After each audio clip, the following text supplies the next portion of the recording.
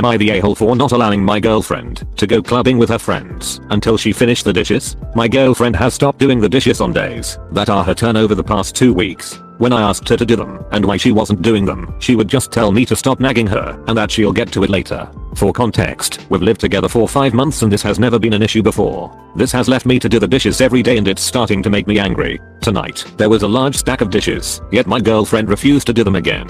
Her car is in the shop right now, so she asked to borrow my car to go out to the club with her friends. Since all of them had already arrived and couldn't give her a ride, I refused to let her take my car until she finished doing the dishes. She screamed at me for being a controlling a-hole and didn't even end up going out with her friends.